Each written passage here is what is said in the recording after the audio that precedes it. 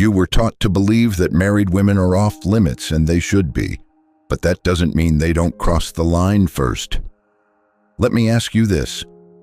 Why is it that some of the most emotionally available, flirtatious, and dangerously vulnerable women you'll ever meet are already wearing a ring?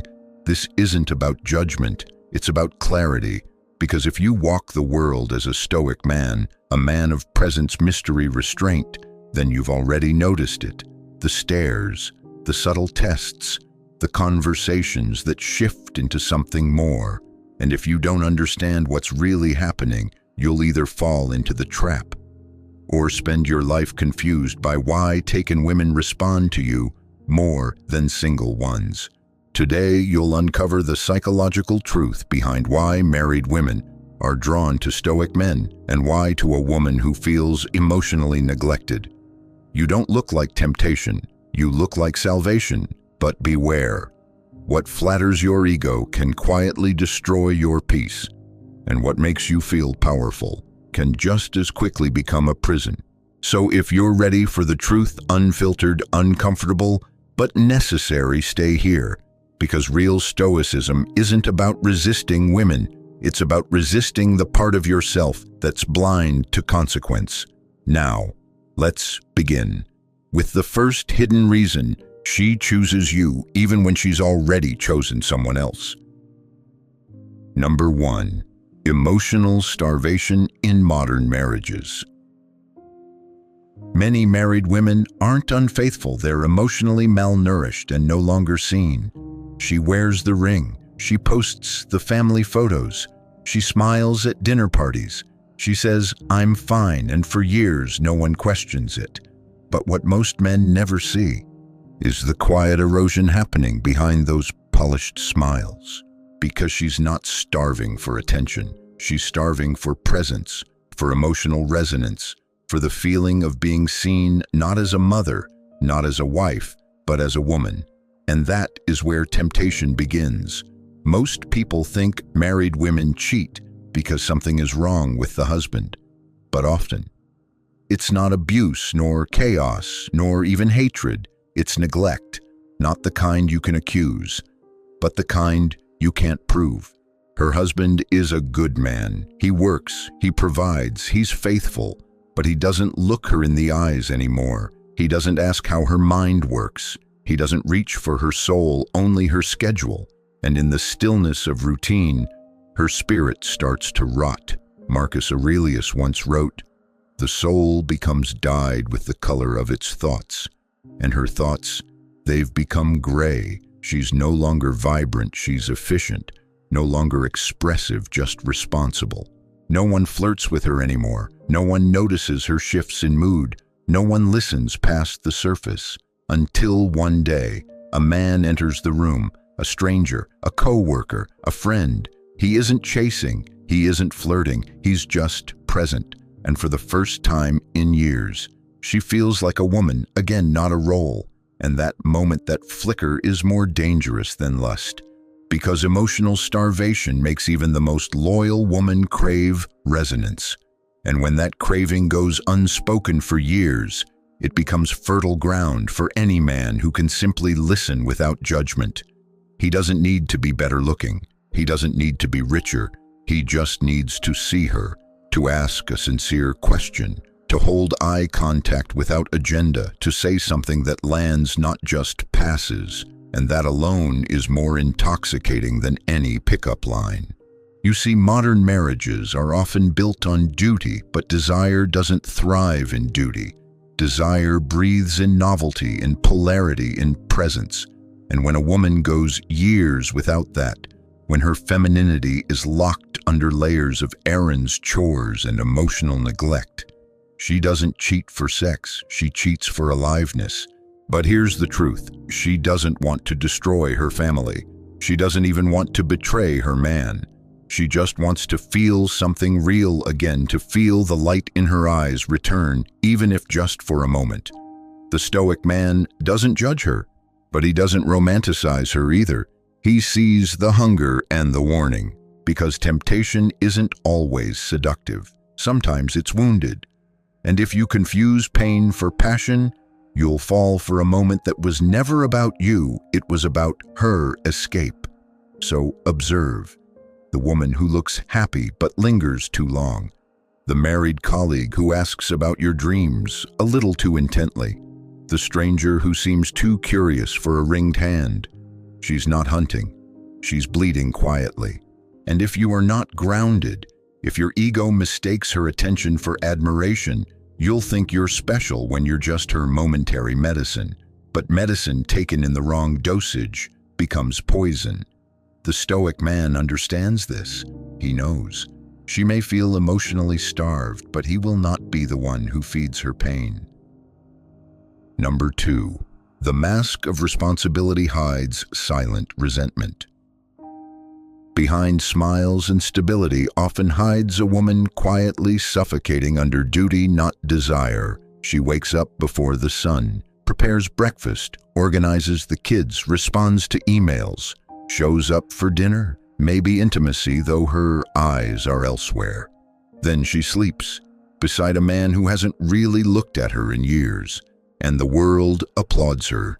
Such a good wife, such a great mother, she has it all together, but no one asks if she's still herself, if she still dreams, if the woman she once was is still alive beneath all the obligation. What most men never realize is this: responsibility can become a mask, and under that mask grows resentment, not the loud kind, not screaming or slamming doors, but the slow, suffocating drip of unspoken desire and unmet needs.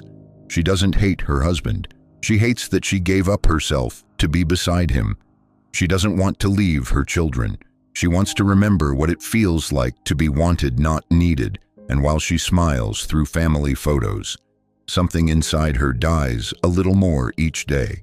This is where many Stoic men go blind, because they see a functional home and assume all is well. But function is not fulfillment, and duty is not desire. Desire lives in freedom, not routine, in choice, not obligation. And when that freedom disappears, something else takes its place: silent resentment. She starts to withhold softness. She stops initiating. She avoids eye contact. She gets irritated by small things, not because of what you did, but because of who she no longer feels like when she's around you. And here's the paradox: the more stable the life you built together, the harder it is for her to admit what she feels, because no one sympathizes with a woman who's got everything. So she suppresses, smiles harder, serves more, until someone unexpected comes along. Not a better man, a freer one, a man who hasn't asked her to play a role, a man who doesn't need her to cook or organize or manage, a man who sees past her responsibilities and touches what lies beneath them. And suddenly the mask starts to slip. In a glance, in a laugh she thought she forgot, in a conversation that doesn't revolve around others, she starts to feel herself again, and in that feeling she starts to resent her reality even more. Marcus Aurelius wrote, "You have power over your mind, not outside events. Realize this and you will find strength." But in marriage, most women forget their mind, because they give it up for the sake of doing everything right.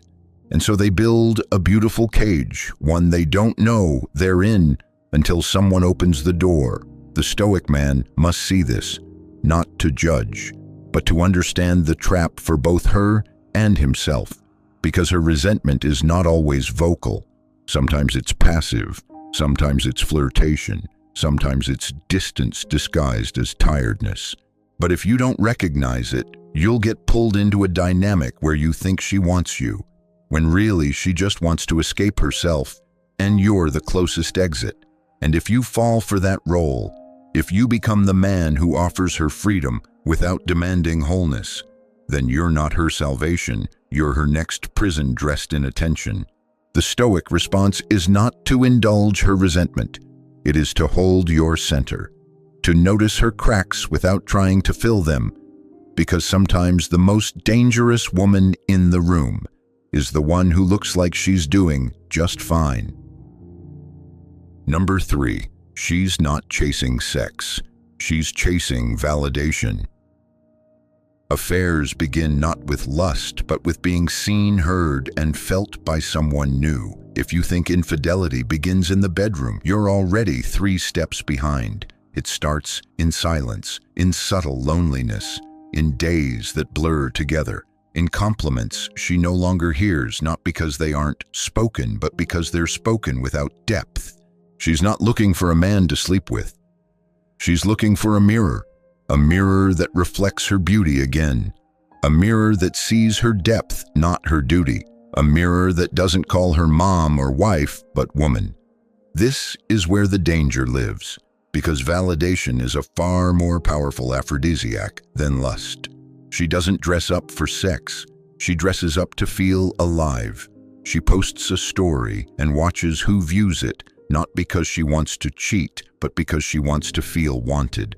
And when a man replies not just with emojis, but with attention that lingers, it begins.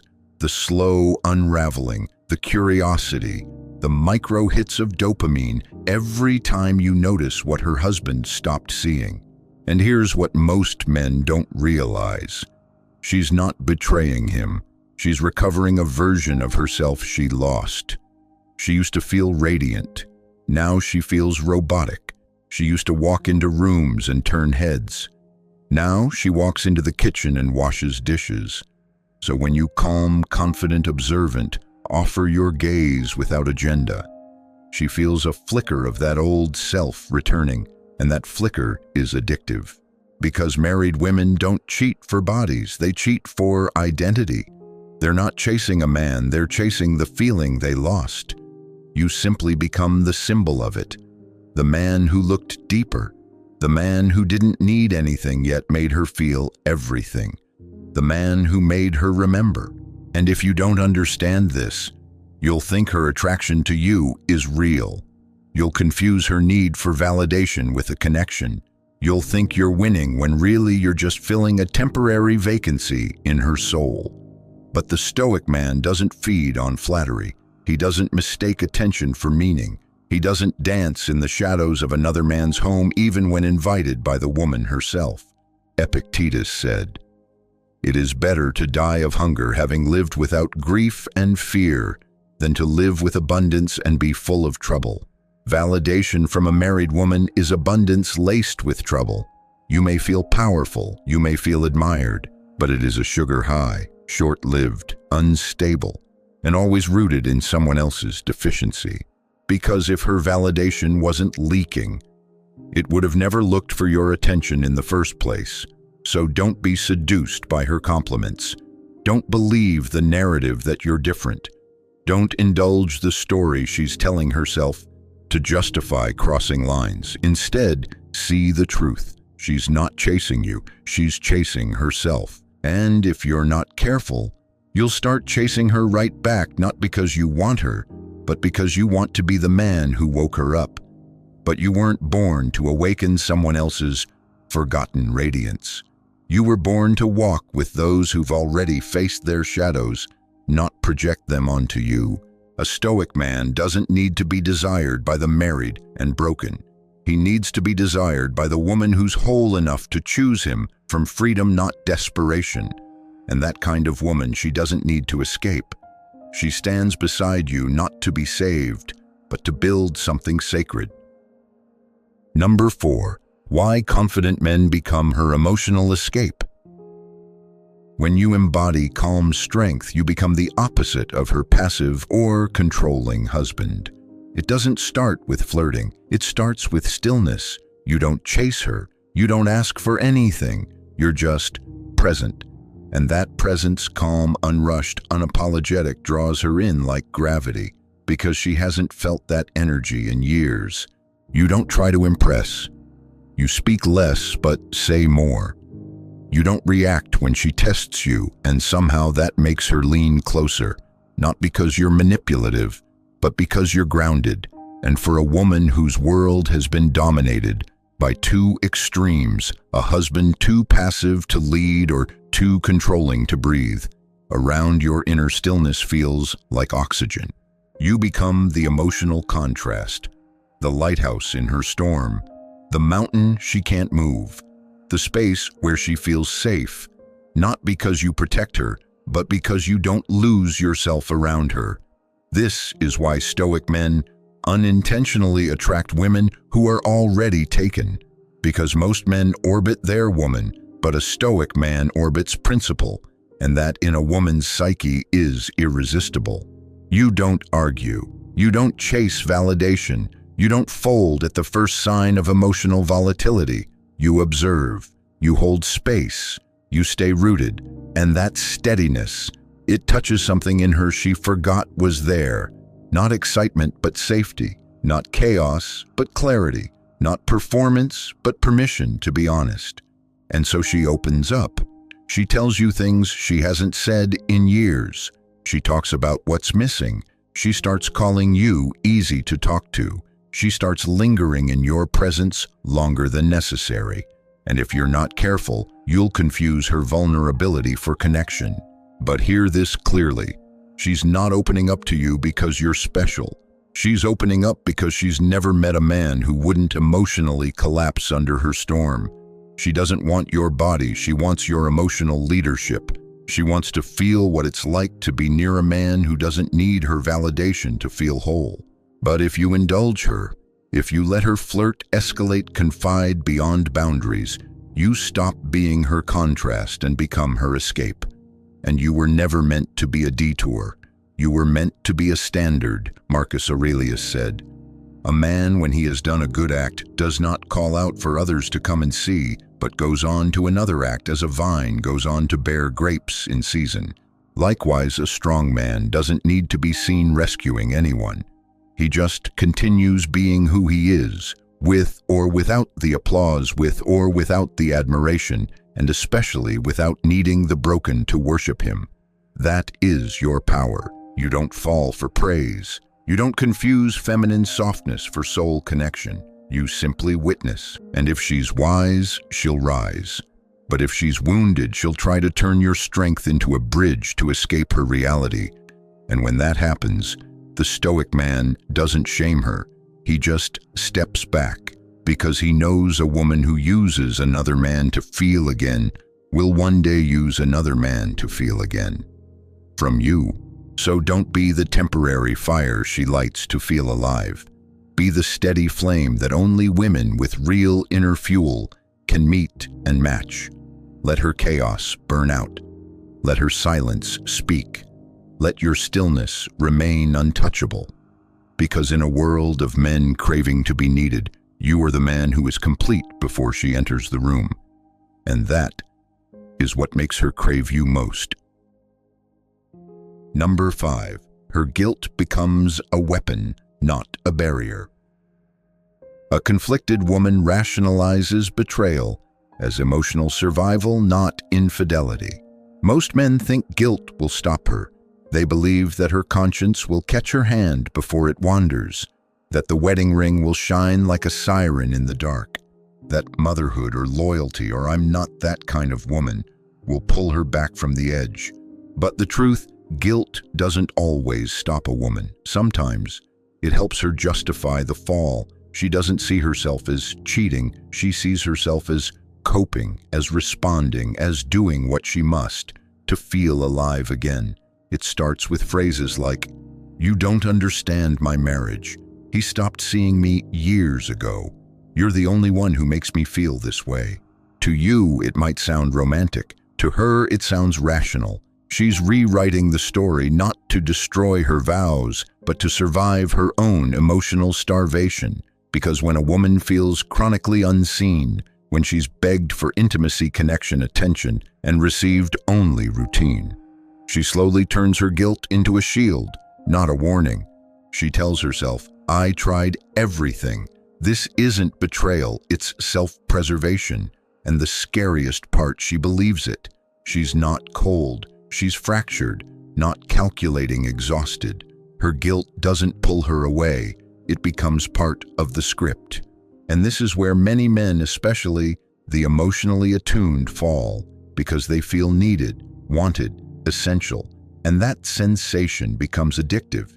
You tell yourself, "I'm not like the others. She feels safe with me. she's different when we're alone. But what you don't realize is, you're becoming the emotional wine she sips to numb the pain, but you are not the solution. She may adore you. She may cry in your arms. She may swear that what you two have is real. But if she hasn't addressed her own guilt with truth, if she hasn't faced the fracture inside her without a man in the room, then you're not healing her. You're hiding the wound together. And one day she'll wake up, and the same story she used to justify loving you will be used to leave you too. Because if she once said, "He didn't see me, so I found someone who did," she can just as easily say, "You started acting like him." Epictetus taught.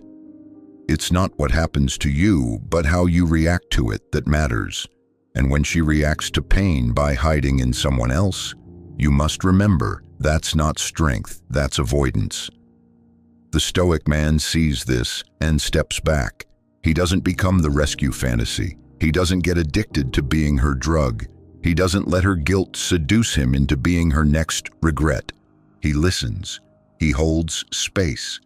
But he never surrenders integrity for intimacy, because the moment you agree to be the escape, you become the next jailer no matter how gentle your touch. Let her wrestle with her guilt. Let her face the truth alone.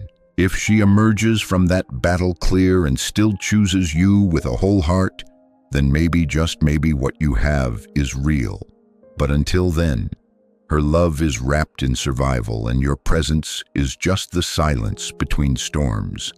A Stoic man doesn't live there. He builds where peace already lives, not where guilt grows roses on broken soil. Number 6, she tests your moral strength, not just your charm. She doesn't just want attention, she wants to see if you'll resist or fall. At first, it seems innocent. She compliments your presence. She lingers in conversation. She opens up about things no one else knows. And when you mirror back empathy, strength, stillness, she gets bolder. But this isn't seduction, not in the traditional sense. This is a test, a psychological, emotional, almost spiritual test. Because deep down, she already knows what she's doing, even if she tells herself she doesn't. Even if she says it's just friendly, just harmless, just nice to talk. She knows, and she's watching, waiting, not just to see if you're interested, but to see if you're strong enough not to be. Why? Because a woman who feels lost in her relationship, a woman who's neglected, emotionally frayed, and forgotten by the man at home, isn't just attracted to your charm, she's attracted to your restraint. She wants to know if your character can withstand her vulnerability, if your masculinity has roots or if it crumbles under temptation. She wants to know if you're safe, not in the physical sense, but in the spiritual one. Because if you can resist her at her most seductive, you become something sacred to her, a mirror that doesn't flinch, a man who doesn't need her to feel powerful, a presence that says, "I see you, but I won't take you, not like this, not when you're not whole." And that, paradoxically, is what pulls her in deeper. She wants to be met, she wants to be understood, but she also wants to know, even if she won't admit it, that you're not just another man who's easily conquered. Marcus Aurelius wrote, "Waste no more time arguing what a good man should be. Be one. You are not good because you're admired. You're good because you choose right over reward. And if you don't, if you cave, if you take what's being offered in whispers and late-night texts and meaningful glances, you may win her body. But you lose her respect. Because the very thing that attracted her to you, your calm, your control, your depth, becomes something she now sees as weakness. Not because you're weak, but because you gave her what she offered before she became whole enough to know if she even wanted to give it. So when she tests you, and she will, don't meet her with arrogance. Meet her with centeredness. Smile, but don't escalate. Care, but don't carry. Be close, but never compromising. Because that moment, the one where she leans in, metaphorically or literally, isn't about sex. It's about truth. She wants to see what you're made of. And the Stoic man, he doesn't fail that test, not because he's perfect, but because he knows temporary pleasure is cheap, but self-mastery is eternal. And if a woman doesn't have the power to shake your integrity, then no storm will. So stand still, let her come close, and let her feel the weight of a man who can hold fire in his hands without burning the house down. That is the man she remembers, even if she never speaks your name again. Number 7, the Stoic man recognizes the emotional trap. He sees the danger not in her body, but in the broken story she carries. She walks into your life wrapped in complexity. Her words are careful, her smiles are soft, her presence is magnetic, but something doesn't sit right beneath the chemistry. At first, it's just a tension, a subtle undertone. You can't quite place it. But the more she opens up, the more you realize. She's not looking for love. She's looking for relief, not from you, but from herself. From the prison of a life she can't walk away from. From the guilt of desiring what she's not allowed to want. From the boredom, the silence, the ache that builds when passion dies and routine remains. And you, stable, calm, present, feel like a door back to feeling, a door back to the woman she once was, a door to meaning even if it's only borrowed. But the Stoic man sees the truth. He knows that walking through that door comes with a price, and the currency is his peace. He doesn't see a beautiful body. He sees a story full of pain, one that she hasn't owned, one that she's trying to rewrite by using his presence as the pen. And so he pauses, he observes.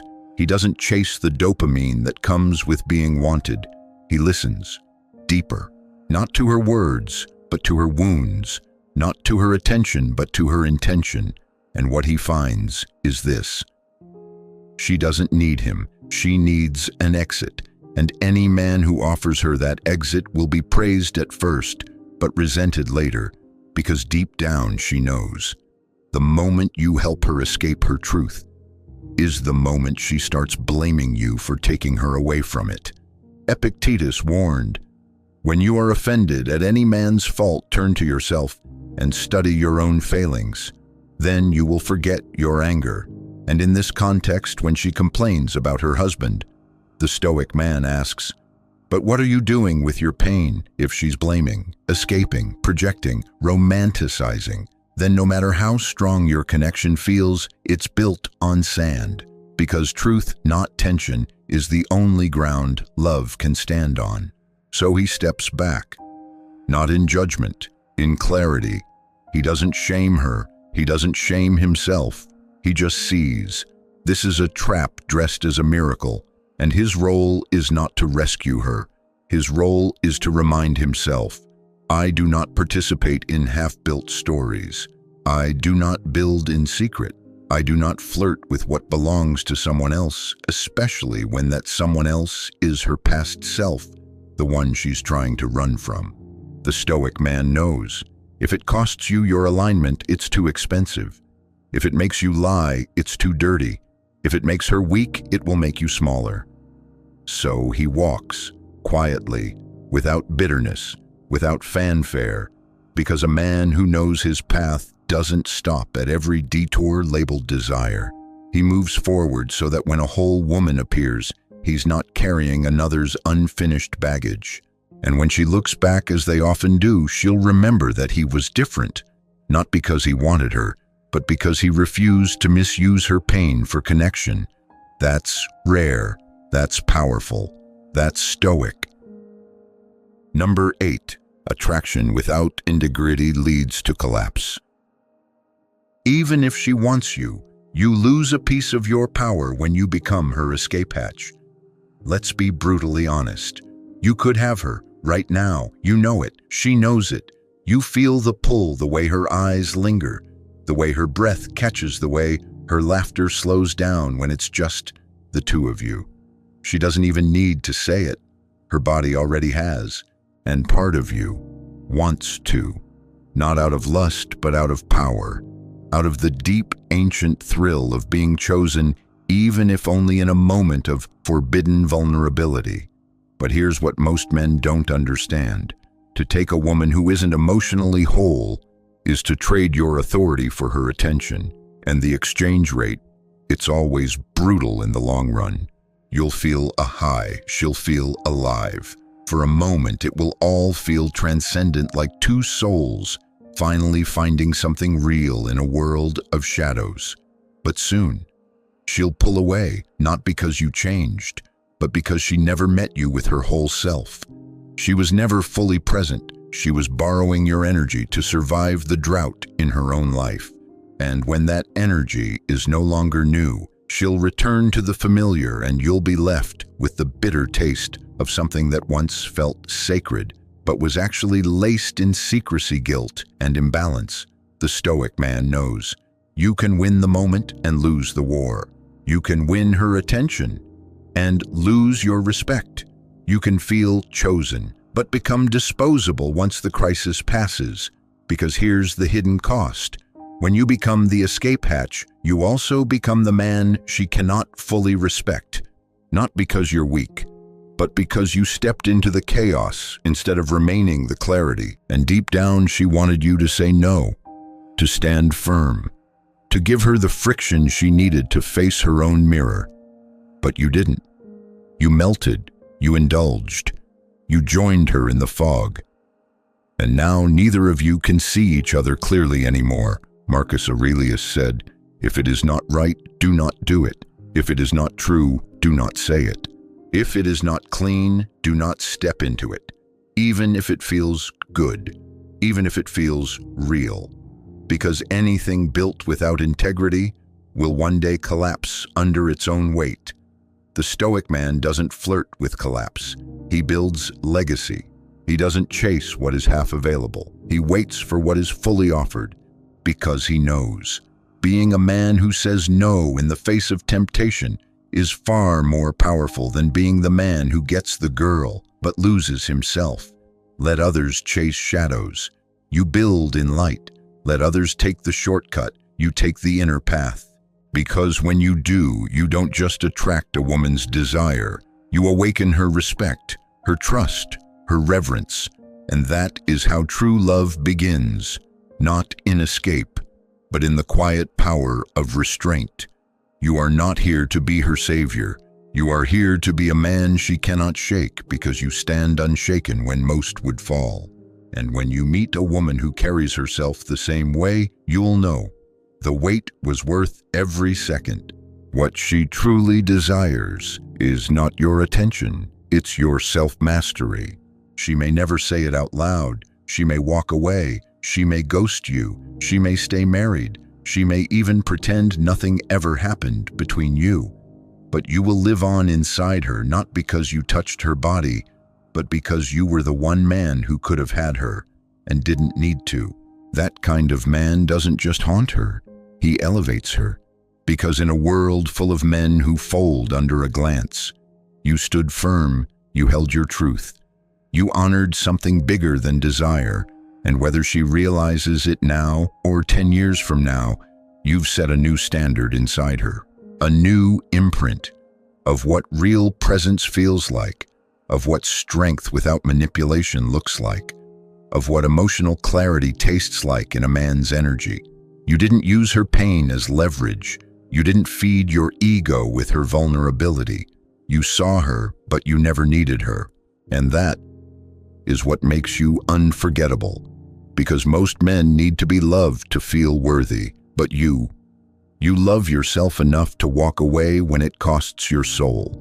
So let others wonder why she can't stop checking your profile. Let others ask why her eyes dim around them and never did around you. Let the world chase attention. You build presence.